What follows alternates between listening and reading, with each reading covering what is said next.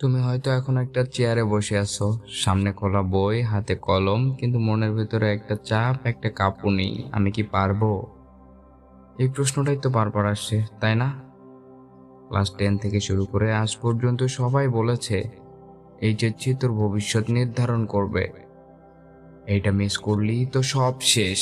এই কথাগুলো একদিন, 2 দিন, 1 মাস, 2 মাস, এখন তো মনে হয় মাথার ভেতরে পাথর হয়ে গেছে। তুই এখন শুধু পড়ছিস না, তুই আসলে একটা যুদ্ধে নামতে যাচ্ছিস। শুধু তুই না, তোর মতো হাজারো শিক্ষার্থী এই মুহূর্তে আতঙ্কে ভুগছে। কে কিভাবে এগিয়ে গেছে, কারা কত পড়েছে, এইসব ভাবতে ভাবতে তুই নিজেই নিজের ভিতরে বিশ্বাস হারাচ্ছিস। কিন্তু একটা কথা বলি, সবচেয়ে বড় যুদ্ধটা হয় শেষ মুহূর্তে। আর যারা শেষ মুহূর্তে নিজের বিশ্বাস ধরে রাখতে পারে ওরাই বিজয়ী হয়। হ্যাঁ ভাই, শেষ রাউন্ডটা এখনো বাকি, শেষের আগুনটা এখনো জ্বলে ওঠেনি। তুই এখনো পারবি, তুই এখনো বদলাতে পারবি নিজের কাহিনী। তুই কে জানিস? তুই সেই মানুষ যে সবসময় দ্বিতীয় চ্যাপ্টার শুরু করার সুযোগ পায়। তোর পেছনে হয়তো অনেক ভুল, অনেক সময় নষ্ট, অনেক অপমান জমে আছে, কিন্তু সামনে সামনে তো এখনো সব সম্ভাবনা বাকি। তুই ভাবছিস সবাই এগিয়ে গেছে, আমি কোথায়? তুই জানিস না কেউ পুরোপুরি প্রস্তুত না। প্রস্তুত কখনো পূর্ণ হয় না, কিন্তু বিশ্বাসটা যদি পূর্ণ রাখিস তুই শেষটাতেও জয় করে ফেলতে পারিস পুরো যুদ্ধ।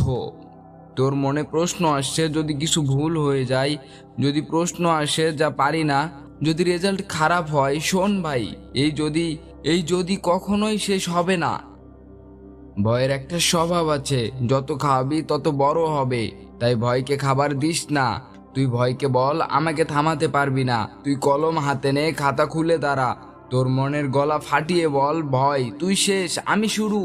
শেষের দিকে এসে ভয় সবচেয়ে বড় শত্রু না, আগাছালো প্রস্তুতি। তুই যদি এখনো সবকিছু একসাথে পড়ে ফেলতে চাস, তাহলে মাথায় থাকবে শুধু ধোঁয়া।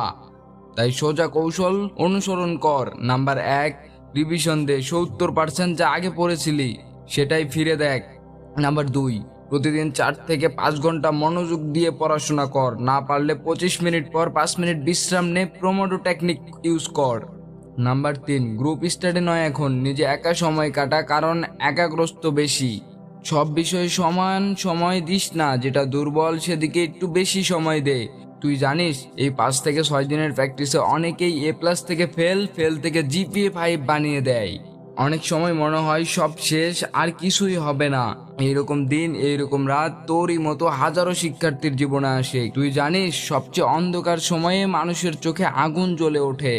তুই এখন যদি কাঁদিস তাহলে কান্না করে সব হারাবি, কিন্তু যদি উঠে দাঁড়াস, যদি নিজেকে বলিস আমি শেষ সময়ের যোদ্ধা, তাহলে ইতিহাস বদলে যাবে। 26 তারিখ সকাল, তুই গা ধুয়ে আয়নার সামনে দাঁড়াবি। তোর চোখে সাহস থাকবে, তোর মনের ভেতরে চলবে যুদ্ধের বাজনা। তুই নিজের চোখে তাকিয়ে বলবি আমি এসেছি জিততে।